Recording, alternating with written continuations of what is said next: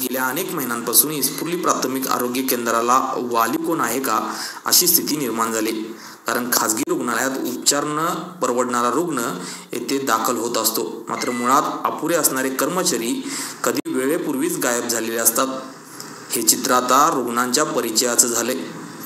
यानंतर आता भर पडलेल्या नव्या समस्येने आरोग्य केंद्रात स्थानिक नागरिक आणि रुग्णही हतबल झालेत।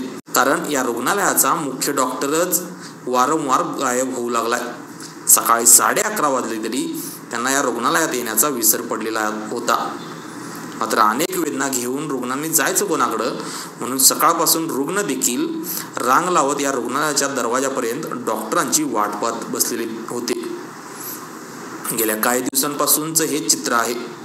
गंमत म्हणजे राज्याचे आरोग्यमंत्री आणि कोल्हापूर जिल्ह्याच्या पालकमंत्र्यांच्या वाहनाचा ताफा याच रुग्णालयाच्या दारातून गोंगाट करत भोदरगड ते कोल्हापूर आणि कोल्हापूर ते भोदरगड असा फिरत असतो।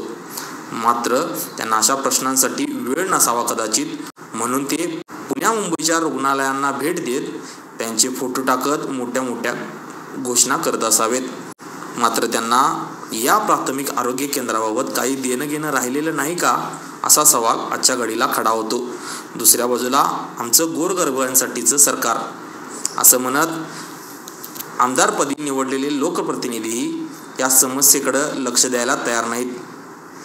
त्यामुळं निवडणुकीतील घोषणांपुरताच गोरगरिबांचा त्यांनी उल्लेख केला का यावरही आता प्रश्नचिन्ह निर्माण झाले।